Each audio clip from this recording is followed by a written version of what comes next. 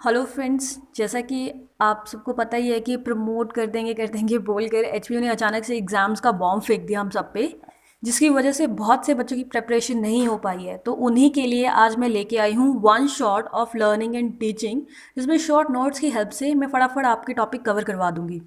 कोशिश यही रहेगी कि कम समय में ज़्यादा सीख सकें। तो चलिए फटाफट शुरुआत करते हैं। सबसे पहला हमारा टॉपिक है चेंजिंग नेचर ऑफ लर्नर। इसमें हम सबसे पहले लर्नर की डेफिनेशन लेंगे कि लर्नर क्या होता है। कोई भी बंदा जो कुछ सीख रहा है, जो कुछ नया करने का एम ऑब्जेक्टिव से कोई प्रोसेस कर रहा है, कोई काम कर रहा है, उसे हम लर्नर कहेंगे। अब इसके बाद हम थोड़ा सा इसमें इफेक्टिव लर्नर के बारे में भी लिख सकते हैं। और लर्नर क्या है कि कोई भी हो सकता है, ज़रूरी नहीं कि वो बच्चा ही हो। एक बच्चा हो सकता है, एक बड़ा हो सकता है, एक टीचर हो सकता है। कोई भी इंसान जो कुछ सीखने की इच्छा रखता है या उसके लिए काम कर रहा है, वो लर्नर है। फिर उसके बाद थोड़ा सा इफेक्टिव लर्नर के बारे में लिखने के बाद हम लिख सकते हैं इसमें चेंजिंग नेचर ऑफ लर्नर। जब आएगा तो उसमें हमारे पॉइंट्स आएंगे learner as a psychological entity, कि लर्नर क्या है, एक साइकोलॉजिकल एंटिटी है। क्या किन चीज़ों का इफेक्ट पड़ता है उसके लर्निंग पे, साइकोलॉजिकल फैक्टर्स का, उसकी इंटेलिजेंस का, उसके मोटिवेशन का, interest, aptitude, memory, sentiments, emotions, attitude. Psychological factors क्या होते हैं कि इंसान को बनाते हैं। जैसे कि कोई भी बच्चा जब छोटा होता है तो उसे कुछ नहीं आता होता है, वो धीरे धीरे सीखता है। वो एक रॉ मटेरियल है जो कि एक्सपीरियंसेस से सीखता है। तो इसी में वो सारा आ जाएगा कि इंटेलिजेंस, वो कितना इंटेलिजेंट है उस हिसाब से वो डिसीजन लेगा, वो उस हिसाब से उसकी लर्निंग पे इफेक्ट पड़ेगा। मोटिवेशन, कितना गोल बना के चलता है, कितना उसे मोटिवेशन मिल रहा है आउटर इन्वायरमेंट से, उस चीज़ पे डिपेंड करता है। इंटरेस्ट, उसका इंटरेस्ट कैसा है, कि अगर वो किसी अच्छी चीज़ में इंटरेस्ट ले रहा है, अगर वो लर्निंग इंटरेस्ट से कर रहा है तो ऑब्वियसली बहुत अच्छा लर्नर बनेगा। एप्टीट्यूड में हमारा आ जाएगा नॉलेज, स्किल और सेट ऑफ ऑर्गेनाइज्ड रिस्पॉन्सेज। उसकी नॉलेज क्या और किसी भी चीज़ को वो रिस्पॉन्स कैसे कर रहा है। जैसे आपने एप्टीट्यूड टेस्ट में क्वेश्चंस भी देखे होंगे, वो क्या है, हमारी स्किल्स और नॉलेज चेक करते हैं कि हम कैसे ऑर्गेनाइज कर पाते हैं रिस्पॉन्स को। फिर उसके बाद मेमोरी, अगर उसकी शार्प मेमोरी है तो भी बहुत ज़्यादा चांसेस है कि वो एक अच्छा लर्नर बने। सेंटिमेंट्स, उसको अपने सेंटिमेंट्स पे कंट्रोल होना चाहिए, ये पता होना चाहिए कि कहाँ पे कैसे रिएक्ट करना है। इमोशंस, कुछ बच्चे जो होते हैं बहुत ज़्यादा इमोशंस शो करते हैं। लाइक अगर उन्होंने अच्छा किया तो बहुत ज़्यादा खुश हो जाते हैं, या थोड़ी सी भी गलती हो जाए तो बहुत ज़्यादा दुखी हो जाते हैं। इस चीज़ का भी लर्निंग पे बहुत ज़्यादा इफेक्ट पड़ता है। एटीट्यूड, अब पॉजिटिव है या एटीट्यूड या नेगेटिव है, इस चीज़ का भी बहुत ज़्यादा इफेक्ट पड़ेगा। अब जो नेगेटिव एटीट्यूड वाला बंदा है, उसका कुछ गलत हो जाता है क्वेश्चन, तो वो बहुत ज़्यादा निराश हो जाता है, वो कहता है कि मैं नहीं करूँगा। बल्कि पॉजिटिव एटीट्यूड वाला बंदा उसको कोशिश करता है। तो यही सारे factor learner as psychological entity के जो इफेक्ट करेंगे। नेक्स्ट चीज़ हमारी आती है learner as a social entity. जो लर्नर है वो सोशल एंटिटी कैसे है, क्योंकि ह्यूमन बीन क्या है, सोशल बीन है।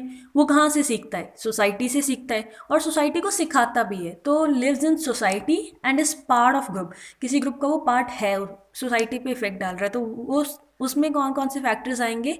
सबसे पहले आ जाएगा अर्ली चाइल्डहुड एक्सपीरियंसेस। बचपन में कैसे एक्सपीरियंस हो जाए उसका लर्नर पे बहुत इफेक्ट पड़ता है। फॉर एग्जाम्पल मान लीजिए कि कोई बच्चा बचपन में पानी में गिर गया था या कुछ हो गया, तो उसके अंदर एक फोबिया हो जाता है पानी का, तो वो समुद्र वगैरह से ज़्यादातर दूर ही रहता है। तो इस तरीके से बचपन के एक्सपीरियंसेस का लाइफ, लर्नर की लाइफ पे बहुत ज़्यादा इफेक्ट पड़ता है। ऐसा बंदा स्विमिंग नहीं सीख सकता, बहुत मुश्किल है उसके लिए, उसको हाइड्रोफोबिया हो जाता है। नेक्स्ट चीज़ आती है family environment. Family environment one of the most important aspect है, क्योंकि अगर फैमिली मोटिवेट करती है कि हाँ आप करो, आपको हमेशा एक अच्छा इन्वायरमेंट प्रोवाइड करवा रही है, फेवरेबल इन्वायरमेंट प्रोवाइड करवा रही है अपॉर्चुनिटीज़ के लिए, तो बहुत अच्छी बात है।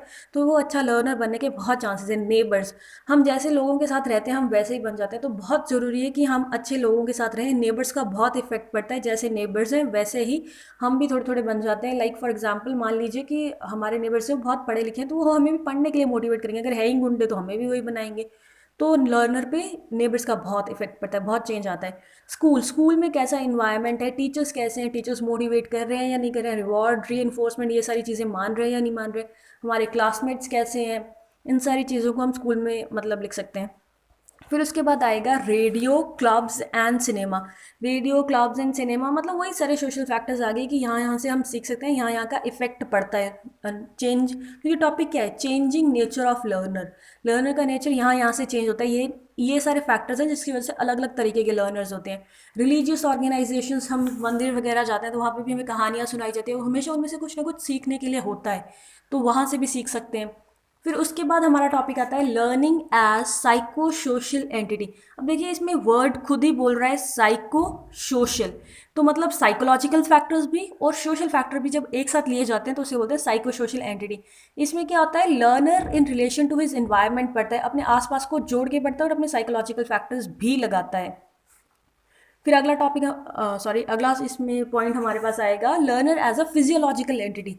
फिजियोलॉजी क्या होती है कि हमारी अपेयरेंस कैसी है, तो ये हर किसी की क्या है डिफरेंट है, हर लर्नर की फिजियोलॉजिकल अपेयरेंस क्या है डिफरेंट है, फिजिकल अपेयरेंस डिफरेंट है, टेम्परामेंट डिफरेंट है, मोटिव्स डिफरेंट है। तो ये देखा जाता है कि अगर मान लो एग्जाम्पल कोई वेल ड्रेस्ड बंदा हो तो वो क्या है कि थोड़ा ज़्यादा कॉन्फिडेंट होता है as compared to the one who is shabbily dressed, जो कि मतलब बहुत ही इल मैनर्ड वे से ड्रेस्ड होके आया है, तो उसमें कॉन्फिडेंस उतना नहीं होता है। तो यहाँ पे हमारा चेंजिंग नेचर ऑफ लर्नर खत्म हो गया है। इसमें हमने क्या पॉइंट्स लिखने हैं, learner as a psychological entity, इसमें हम साइकोलॉजिकल फैक्टर्स लिखेंगे। Learner as a social entity, इसमें हम सोशल फैक्टर्स लिखेंगे। Learner as a psycho social entity, learner as a physiological entity. तो चलिए अब हमारा अगला टॉपिक है कैरेक्टरिस्टिक्स ऑफ इफेक्टिव लर्नर। देखिए मैंने आपको पहले भी बताया है कि सबसे पहले हम लर्नर की डेफिनेशन लिख देंगे, फिर इफेक्टिव लर्नर क्या होता है, जो हर चीज़ को बहुत ही ध्यान से करता है और जब वो लर्निंग करता है उससे पहले ही एक पूरा प्रोसेस बना लेता है अपने माइंड में कि मुझे कैसे करना है, क्या मेरा एम होगा, उस एम में मुझे क्या क्या बैरियर्स आ सकते हैं, उनको ओवरकम करने का तरीका क्या है, मतलब वो पूरा बहुत ही सिस्टमैटिक वे में जो लर्नर चलता है उसे हम इफेक्टिव लर्नर कहते हैं। इसमें एक अगर हम डेफिनेशन लिखें कर्ट ल्यूइस की, बहुत ही ईजी सी डेफिनेशन है, the learner is the dynamic totality of systems. तो फिर अगला हमारा टॉपिक जो ये है कैरेक्टरिस्टिक्स ऑफ इफेक्टिव लर्नर, ये 4 मार्क्स में आने के बहुत ज़्यादा चांसेस होते हैं, तो इस हिसाब से ही हम करेंगे। तो सबसे फर्स्ट पॉइंट आएगा एक्टिव लिसनर। जो इफेक्टिव लर्नर होगा वो कभी भी पैसिव लिसनर नहीं होगा। एक्टिव लिसनर मतलब कि अगर कोई कुछ बोल रहा है, जैसे टीचर क्लास में कुछ समझा रहे हैं, तो वो उनसे ध्यान से सुने, फिर उसके बाद क्वेश्चन भी पुट करे। ये नहीं कि सुने जा रहा है तो वो एक्टिव लिसनर नहीं होएगा, वो इफेक्टिव लर्नर कभी नहीं बन सकता। फिर आएगा क्यूरियस, अगर उसने सुना है ध्यान से सुनेगा तभी फिर वो क्वेश्चन पुट करेगा, उसके मन में इच्छा होती है हमेशा ये जानने की ये चीज़ हो रही है तो क्यों हो रही है, वो हर चीज़ में क्यों ढूंढता है और फिर उस क्यों का रीज़न पता करता है। गोल ओरिएंटेड होता है कि हमेशा उसके मन में एक गोल होता है कि अगर मैं कुछ कर रहा हूँ, जैसे मैंने पहले भी बोला आपको कि अगर मैं कुछ कर रहा हूँ तो उसका मोटिव क्या है, उससे मुझे क्या आउटकम क्या मिलेगा। अटेंटिव, क्लास में हमेशा अटेंटिव रहता है, जैसे आपने देखा होगा कुछ बच्चे क्लास में अटेंटिव रहते हैं, कुछ इधर उधर देखते रहते हैं, तो जो इफेक्टिव लर्नर होगा वो हमेशा अटेंटिव ही रहेगा क्लास में। हाई इंटेलिजेंट क्वोशिएंट होता है इनका, बहुत मतलब मेमोरी शार्प होती है, ये सारी चीज़ आपको पता ही है हाई आईक्यू में क्या क्या आता है। कनेक्ट्स नॉलेज, हमेशा नॉलेज को कनेक्ट करके पढ़ते हैं, जैसे आपने देखा होगा क्लास में कुछ बच्चे क्या होते हैं, वो कहते हैं कि हाँ मैम ये पहले पढ़ाया जा चुका है उसमें है, ये मतलब ये टॉपिक उसका सब टॉपिक है, तो वो क्या है नॉलेज को कनेक्ट करके पढ़ रहे हैं, तो ये एक इफेक्टिव लर्नर के कैरेक्टरिस्टिक्स हैं। गिव एफर्ट्स एंड टाइम, जब तक आप किसी चीज़ को एफर्ट्स या टाइम नहीं दोगे तब तक वो काम नहीं होगा। तो इफेक्टिव लर्नर क्या करता है, एफर्ट्स देता है हर काम के लिए और टाइम निकालता है। गुड रीडर, देखिए हमने बहुत बार पढ़ा है कि books are best friend of human being, तो जो अच्छा रीडर है उसके पास क्या होगा, वो अच्छी अच्छी इन्फॉर्मेशन, उसकी वोकैबुलरी भी हाई होगी, अच्छी नॉलेज होगी, बुक्स में मेनली अच्छी चीज़ें ही लिखी होती हैं, तो वो एक अच्छा रीडर जो है वो इफेक्टिव लर्नर बन सकता है। Can do attitude, effective learners में क्या होता है, कैन डू एटीट्यूड होता है कि हाँ मैं कर सकता हूँ। जैसे कि कुछ बच्चे होते हैं, अगर हम उन्हें टीचर उन्हें कोई काम देते हैं तो वो कहता है कि मैं नहीं कर सकता, लेकिन इफेक्टिव लर्नर हमेशा यही कहेगा कि हाँ मैं कर सकता हूँ, क्योंकि उसे लर्निंग की बहुत इच्छा है। बिलीव इन शेयरिंग, वो हमेशा शेयरिंग में बिलीव करता है कि जो उसके पास नॉलेज है वो औरों को भी देना चाहता है। जैसे हमने देखा है क्लास में कभी कभी कुछ बच्चे क्या होते हैं, होते तो बहुत इंटेलिजेंट है पर किसी को नहीं समझाते, या मतलब अगर उससे कुछ पूछो तो वो मना कर देते हैं कि शायद उन्हें लगता है कि वो लोग भी हमारे जितना सीख जाएंगे, बट ये गलत बात है और ये एक इफेक्टिव लर्नर की कैरेक्टरिस्टिक्स नहीं है। इफेक्टिव लर्नर हमेशा शेयरिंग में बिलीव करता है। फिर उसके बाद आता है स्ट्रैटेजी चेंजिंग, अगर उसे लगता है कि कोई स्ट्रैटेजी काम नहीं कर रही है तो वो स्ट्रैटेजी चेंज कर देता है। फॉर एग्जाम्पल अगर मान लो कि वो कुछ याद करने की कोशिश कर रहा है और उसे याद नहीं हो रहा है तो वो स्ट्रैटेजी चेंज करेगा, वो उसे लिख लिख के याद करने की कोशिश करेगा। हो सकता है वो उसका फ्लो चार्ट बना के याद करने की कोशिश करे, या हो सकता है बोल बोल के याद करने की कोशिश करे। मतलब अगर एक तरीके से काम नहीं हो रहा है तो वो तरीका बदल देगा बट काम ज़रूर करेगा। लिमिटेड स्टडी, हाँ देखो जब हम एक साथ बहुत सारा पढ़ते हैं तो कभी किसी को याद नहीं होता है, तो इफेक्टिव लर्नर वो क्या उस वक्त थोड़े वक्त के लिए याद हो भी सकता है बट फिर हम भूल जाते हैं। तो इफेक्टिव लर्नर क्या होता है, लिमिटेड स्टडी करता है, थोड़ा स्टडी करता है, ज़्यादा नहीं कि एक ही बार में सारा कुछ रट लेगा वो। फिर उसके बाद आता है रेगुलर लर्नर, हमेशा याद करता है, वो भले ही थोड़ा पढ़े, जैसे कि हमने देखा है कुछ बच्चे क्या होते हैं भले ही 1-2 घंटे ही पढ़े पर पढ़ते रोज़ हैं। तो वो ये क्या हो जाता है, वो रेगुलर लर्नर है, वो इफेक्टिव लर्निंग करवाते हैं। गुड सेंसेशन एंड परसेप्शन, हर चीज़ से कुछ भी चीज़ हमने दे तो इजीली परसेप्ट कर सकते हैं वो कि ये हाँ क्या, ये नॉलेज ले सकते हैं किसी भी, मान लीजिए हमने उन्हें पैराग्राफ ही दे दिया तो इजीली परसेप्ट कर सकते हैं कि हाँ इसमें ये आंसर्स आएगा या इसका ये निचोड़ है या कुछ भी, मतलब अच्छी सेंसेशन होती है। इनिशिएट एक्टिविटीज़, हमेशा क्या है एक्टिविटीज़ को इनिशिएट करते हैं। जैसे कि आपने देखा होगा कि क्लास में कभी टीचर पूछते हैं कि कौन ये काम करेगा, तो जो इफेक्टिव लर्नर होगा वो हमेशा अपना हैंड रेस करेगा, क्योंकि उसे हमेशा कुछ ना कुछ अच्छा सीखने की इच्छा रहती है। तो चलिए फ्रेंड्स, नेक्स्ट हमारा टॉपिक है guiding principles to make teaching learning effective. ये एक अच्छा टॉपिक है और ये 16 मार्क्स में आने के बहुत चांसेस रहते हैं, तो उसी हिसाब से हम इसे प्रिपेयर करेंगे। तो सबसे पहले तो हमें पता होना चाहिए कि प्रिंसिपल्स क्या होते हैं। प्रिंसिपल्स एक जनरलाइजेशंस होती हैं। जैसे मान लो कि कभी कोई सर्वे करवाए जाते हैं तो उसमें हर बंदे से इच्छाएं पूछी जाती है कि आपको क्या लगता है कि क्या चेंज होने चाहिए, क्या अच्छा मतलब इफेक्ट लाने के लिए क्या क्या करना चाहिए। तो उन्हीं सारी बातों को मिला के प्रिंसिपल्स बनाए जाते हैं, जो कि क्या है, स्ट्रैटेजीज और टैक्टिक्स होते हैं कि किस तरीके से चीज़ों को अच्छा बनाया जा सके। और यहाँ पे हम किसके प्रिंसिपल्स पढ़ेंगे कि टीचिंग और लर्निंग को कैसे अच्छा बनाया जा सके। तो सबसे पहला पॉइंट इसमें आएगा principle of effective curriculum design. ये बहुत इंपॉर्टेंट है, क्योंकि कोई टीचिंग क्या है, पूरी की पूरी किस पे डिपेंड है, करिकुलम के, कि कैसा करिकुलम बनाया है। तो बहुत ही इफेक्टिव करिकुलम डिज़ाइन होना चाहिए। जैसे बुक्स बनाते हैं तो उसमें सीक्वेंस वाइज होते हैं, first chapter, second chapter, third. ऐसा तो नहीं है कि फर्स्ट को लास्ट में ले जाओ या सेकंड को थर्ड लास्ट बना दो, क्योंकि उसका एक सीक्वेंस होता है कि इस वे से बच्चा सीखेगा। हमेशा सिंपल टू कॉम्प्लेक्स जाते हैं। तो वही चीज़ होती है कि करिकुलम इस तरीके से डिज़ाइन होना चाहिए कि बच्चे का मन करे पढ़ने का। Principle of considering the byproducts of learning, जब भी हम पढ़ाते हैं तो हमारे मन में ये ज़रूर होना चाहिए कि इसके बाद बच्चे के अंदर क्या इंटरेस्ट आएगा। मान लीजिए कि हमने कलर्स के बारे में बताया कि कलर्स ऐसे मिक्स होते हैं, तो हो सकता है बच्चा उसके बाद और मिक्स्ड कलर के बारे में और जानना चाहे या पेंटिंग में उसे इंटरेस्ट आए। तो यही सारा है कि डेवलपमेंट ऑफ न्यू इंटरेस्ट। उसके बाद आता है principle of clear cut objective. जब भी टीचिंग लर्निंग इफेक्टिव तभी होगी जब क्लियर कट ऑब्जेक्टिव हो, टीचर को पता हो कि हम क्यों पढ़ा रहे हैं, ये इसका एम क्या है, गोल क्या है, कि हम क्या चाहते हैं, क्या पाना चाहते हैं ये पढ़ा के बच्चे को, कि क्या समझ आ जाए। Principle of providing good psychological and physical environment, ये बहुत इंपॉर्टेंट है। जब तक एक अच्छा साइकोलॉजिकल इन्वायरमेंट नहीं मिलेगा टीचिंग लर्निंग इफेक्टिव नहीं हो सकती। फिजिकल इन्वायरमेंट अच्छा होना चाहिए, अच्छे इंफ्रास्ट्रक्चर होना चाहिए। आपने देखा होगा स्कूल्स वगैरह में तभी ना पेड़ वगैरह भी होते हैं बहुत ज़्यादा, क्योंकि वो एक अच्छा इन्वायरमेंट है, एक favourable environment, pleasing environment provide करवाते हैं ताकि बच्चे का इंटरेस्ट बने पढ़ने में। टीच लेस टीच बेटर, जैसे कि थोड़ा पढ़ाओ बट अच्छा पढ़ाओ, क्योंकि कई कई टीचर्स क्या होते हैं कि सिलेबस कंप्लीट करवाने के चक्कर में एक ही बार में बहुत सारे दो दो तीन तीन एक्सरसाइज करवा देते थे मैथ्स की या कुछ करवा दें। वो गलत बात है, क्योंकि आप एज अ टीचर आपको लग रहा है कि बच्चे समझ रहे होंगे, बट बच्चों का माइंड उतना नहीं वास्ट नहीं समझ सकते वो। तो इसीलिए थोड़ा पढ़ाओ बट अच्छा पढ़ाओ। Supportive and productive environment, environment ऐसा प्रोड्यूस कर दो कि बच्चे को सपोर्टिव महसूस हो, ऐसा ना लगे कि मैं अकेला हूँ। अगर वो कुछ कर रहा है तो उसको उसमें सपोर्ट करो और उसको बताओ कि इसके क्या आउटकम्स हो सकते हैं। उसके बाद आता है हमारा एनकरेजिंग क्रिएटिविटी एंड क्यूरियोसिटी। अगर कोई बच्चा क्यूरियस है, मतलब नया कुछ जानना चाहता है, तो उससे इनकरेज करो। ये मत करो कि नहीं तुम मत पूछो या बैठ जाओ बाद में पूछना, उसी वक्त उसे आंसर दो। और फिर अगर कोई क्रिएटिव है बच्चा, कुछ नया कर रहा है, तो जैसे कुछ टीचर होते हैं कहते हैं कि ड्राइंग वगैरह में क्या रखा है, पढ़ाई में ध्यान लगाओ, तो वो गलत बात है। अगर वो कुछ क्रिएटिव कर रहा है तो उसे इनकरेज करना चाहिए टीचर को। जैसे कि कुछ टीचर क्या होते हैं कि अगर बच्चा क्लास में क्वेश्चन पूछता है तो वो उन्हें अच्छा नहीं लगता, तो वो एक अच्छे टीचर की लक्षण नहीं है, वो गलत बात है। Encouraging creativity and curiosity. फिर आता है पॉजिटिव रिलेशनशिप। टीचर को हमेशा बच्चों के साथ एक ऐसा रिलेशन बना के रखना चाहिए ताकि वो अपनी प्रॉब्लम उनसे शेयर कर सकें। ऐसा भी नहीं है कि ओवर फ्रेंडली हो जाओ तो उतनी रिस्पेक्ट नहीं करते बच्चे आपकी, क्योंकि वो उन्हें इतनी समझ नहीं है कि आप किस लेवल पे हैं। तो पॉजिटिव रिलेशनशिप बना के रखो कि वो आपसे अपनी प्रॉब्लम शेयर कर सकें। ग्रुप डायनामिक्स, ग्रुप डायनामिक्स में क्या है कि कोलैबोरेटिव वर्किंग आनी चाहिए, तभी क्या है टीचिंग लर्निंग इफेक्टिव हो सकती है। क्योंकि कभी कभी क्या होता है, ग्रुप एक्टिविटीज़ दी जाती हैं, ग्रुप प्रोजेक्ट दिया जाता है, तो अगर उनको ग्रुप में काम करना नहीं आता है तो वो भी एक गलत बात है। मोटिवेशन, हमेशा मोटिवेट करते रहो कि हाँ बहुत अच्छा कर रहे हो। अगर बच्चा थोड़ा सा भी कुछ अच्छा करता है ना तो उसे बहुत ज़्यादा मोटिवेट करो कि वो और अच्छा कर पाए।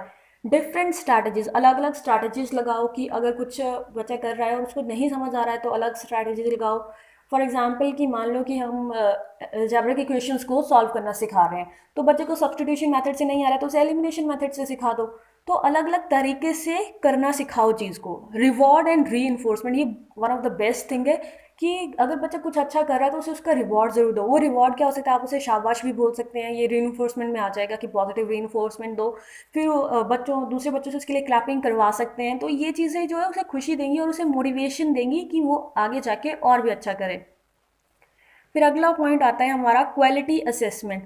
क्वालिटी असेसमेंट भी एक बहुत इंपॉर्टेंट पॉइंट है, क्योंकि इसमें क्या है कि हमें क्या, जैसे कि मान लीजिए आपने बहुत कुछ बच्चों को बढ़ा दिया, लेकिन अगर आप उन्हें असेस ही नहीं कर पा रहे हो तो वो गलत बात है। कि एक ही टेस्ट लेके अगर आप असेस करते हो वो रॉन्ग है।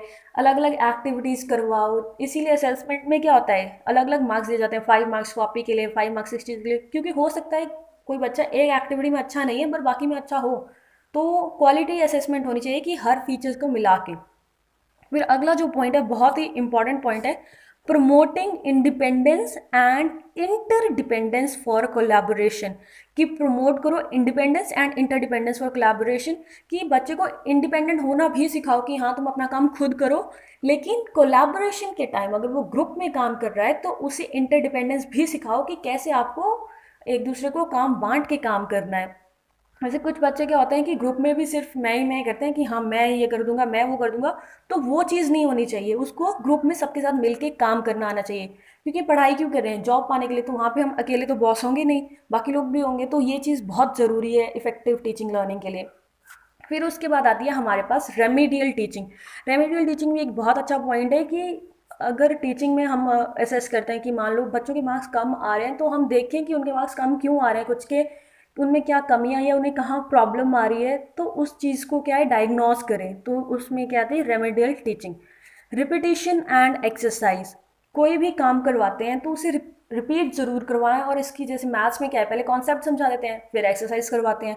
और क्या है फिर जब हमने देखा ही है कि स्कूल्स में क्या होता है, जब सिलेबस खत्म हो जाता है तो रिवाइज करवाना शुरू करवा देते हैं। तो ये क्या है, एक इफेक्टिव टीचिंग लर्निंग है कि बच्चों को रिवाइज करवाना बार बार, ताकि उनके दिमाग में वो चीज़ बैठ जाए।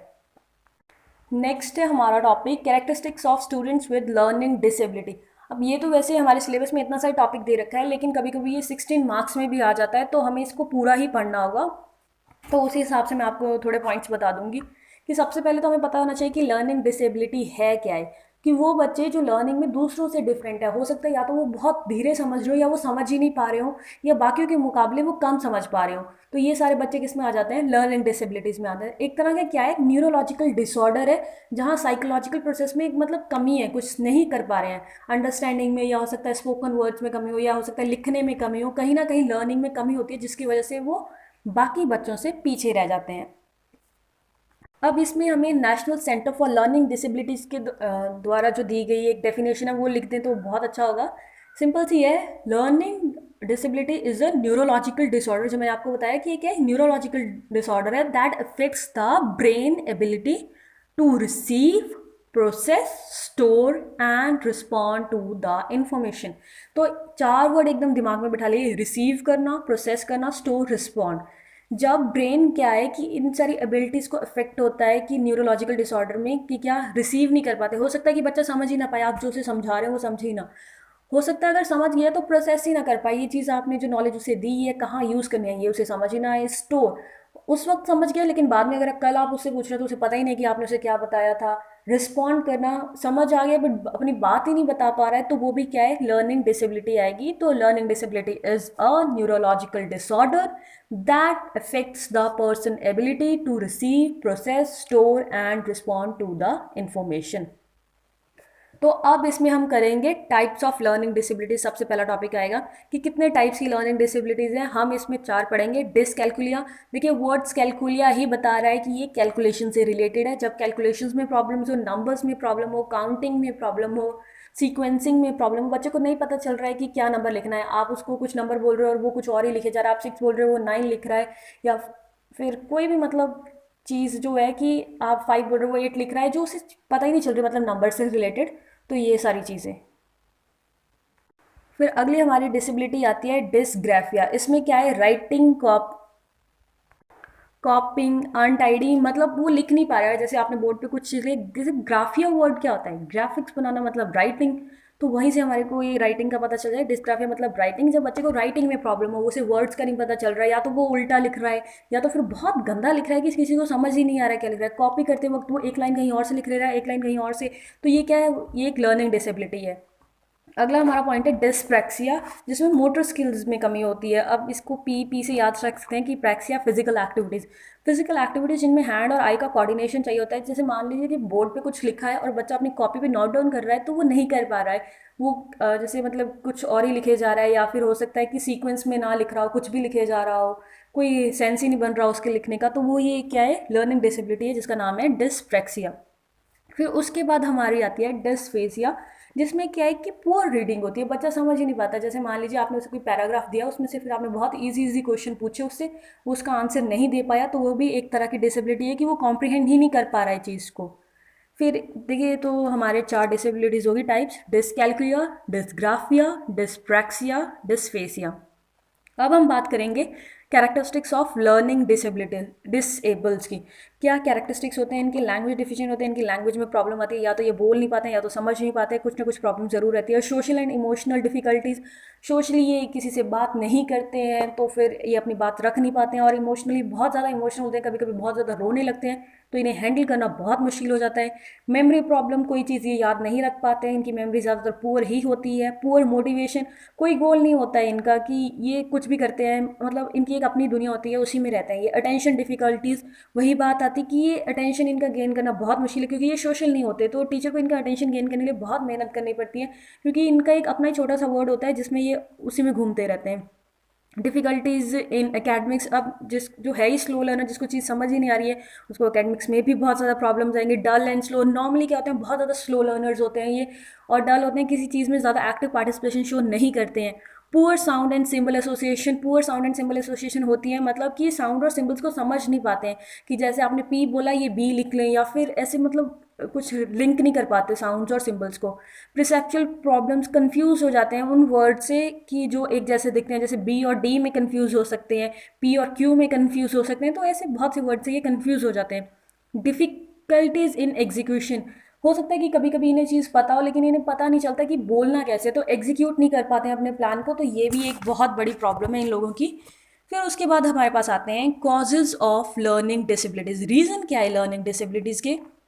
सबसे पहला आता है हमारे पास जेनेटिक कॉज। 20% ये देखा गया है कि अगर बच्चे के पेरेंट्स में कुछ न्यूरोलॉजिकल डिसऑर्डर है, या फिर जेनेटिकली कोई प्रॉब्लम आ गई, म्यूटेशंस आ गई हों जीन्स में, तो उस वजह से ये होता है, तो ये जेनेटिक कॉज हो जाता है एक। फिर उसके बाद आता है ऑर्गेनिक कॉज। ऑर्गेनिक कॉज में आता है कि मे बी कुछ इंजरी हो गई हो, कुछ एक्सीडेंट हो जाए, कोई ब्रेन इंजरी हो जाए, कुछ सेरिब्रल डिसीज़ हो जाए, डिसफंक्शन हो जाए ब्रेन की, तो उसी में ये सारी चीज़ें आती हैं। फिर आता है environmental cause, physical, social, cultural and educational. हो सकता है कि जैसे अगर बच्चे के घर पे हमेशा से उसे दबा के रखा जाए, उसे को फिजिकली और मेंटली टॉर्चर किया जाए, तो वो भी एक डिसेबल, बहुत ज़्यादा चांसेस होते हैं कि वो एक डिसेबल चाइल्ड बन जाए। फिर उसके बाद आता है हमारे पास ट्रीटमेंट ऑफ लर्निंग डिसेबल्स। ये हमारा थोड़ा ऑप्शनल है कि अगर आप अपने क्वेश्चन को लेंथ देना चाहते हैं तो लिख सकते हैं, अदरवाइज आपकी मर्जी है। ट्रीटमेंट में क्या है, दो तरह से ट्रीटमेंट हो सकता है। एक तो मेडिकल न्यूरोलॉजिकल अप्रोच, कि हम ड्रग्स वगैरह लें, मतलब मेडिसिन वगैरह डॉक्टर की प्रिस्क्राइब की हुई। फिर उसके बाद क्या है, साइको एजुकेशनल अप्रोच। इसमें क्या आएगा कि एजुकेशनल फील्ड में ऐसे हम अच्छे तरीके ला दें कि जिससे ये लोग भी सीख सकें, जैसे multi sensory approach, environmental approach, cognitive training approach, process training approach, other listening exercise जैसे कि विजुअल ऑडिटरी अवेयरनेस, ये सारी चीज़ें अगर हम लाएं तो ये अच्छे से सीख सकते हैं। उसके बाद हमें इसमें लिखना है strategies to handle students with learning disabilities. जैसे मैंने पहले बोला, इनको हैंडल करना थोड़ा मुश्किल होता है, तो क्या क्या स्ट्रैटेजीज लगानी चाहिए इनको हैंडल करने के लिए?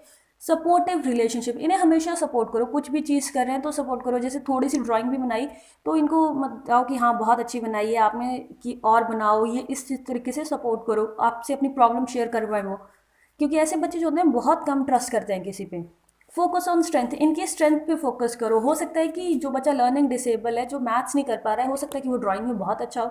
जैसे हमने तारे ज़मीन पर मूवी में भी देखा था कि क्या ड्राइंग में हो सकता है बच्चा बहुत अच्छा हो, तो जिस फील्ड में वो अच्छा है उस पर स्ट्रेंथ, उसकी वो स्ट्रेंथ जो है उस पर फोकस करो, रेदर देन उसकी वीकनेसेस को गिनाने में कि ये नहीं कर पा रहा, वो नहीं कर पा रहा।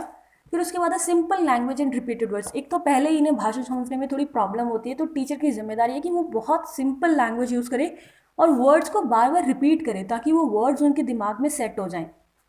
फिर उसके बाद लॉर्ड ऑफ प्रेज, इन्हें बहुत ज़्यादा एक्स्ट्रा ऑर्डिनरी प्रेज़ की ज़रूरत होती है ताकि ये क्या है अच्छा कर पाएँ। तो अगर वो थोड़ा सा भी कुछ अच्छा करें, थोड़ी सी भी अच्छी ड्राइंग बनाएँ तो एक टीचर की ज़िम्मेदारी है कि उनको बहुत ज़्यादा प्रेज़ करें और मोटिवेट करें ताकि वो और करें। Multi sensory approach, multi sensory approach में क्या आ जाएगा कि हम बहुत सारे सेंसेस यूज़ करके इन्हें बनाएं, जैसे ऑडियो विजुअल्स यूज़ करें, जिससे क्या होगा ये इमेजिन करेंगे, इनका अटेंशन भी ले पाएगी टीचर। तो वही सारी चीज़ें आ जाएंगी। प्रोवाइड अपॉर्चुनिटीज़, इन्हें हमेशा अपॉर्चुनिटीज़ प्रोवाइड करना चाहिए, जैसे इनके कॉम्पिटिशन्स करवाने चाहिए, एक्टिविटीज़ करवानी चाहिए क्लास में, लाइक इन्हें ऐसा ना लगे कि ये अलग हैं दुनिया से, इनको एक साथ लेके चलना चाहिए। एम्पैथी, अब इन बच्चों को हम ज़रूरी नहीं है कि हम इन्हें दयालु भाव से ही देखें कि बेचारे टाइप्स करके ना देखें, बट इनके साथ हम क्या है हेल्पफुल नेचर से बिहेव करें, एम्पैथेटिक रहें इनके प्रति। इमीडिएट फीडबैक, ऐसे बच्चों को क्या होता है इमीडिएट फीडबैक देना चाहिए कि अगर उन्होंने कुछ गलत किया है तो तुरंत रोक दो प्यार से कि हाँ बच्चे ऐसा मत करो, या कुछ अच्छा किया है तो उन्हें बहुत तुरंत रिवॉर्ड दो, रीइंफोर्समेंट दो। तो ये बहुत ज़रूरी है इन सब के लिए। तो इस टॉपिक में लर्निंग डिसेबिलिटीज़ में हम क्या करेंगे, सबसे पहले types of learning, characteristics of learning disables, causes of learning disability, treatment of learning disable जो कि ऑप्शनल है, फिर उसके बाद strategies to handle students with learning disability. Hello friends, I am very very sorry for the inconvenience, but video बड़ी होने के कारण अपलोड करने में प्रॉब्लम आ रही थी, इसलिए मैंने इसका दूसरा पार्ट बना दिया है। Thank you.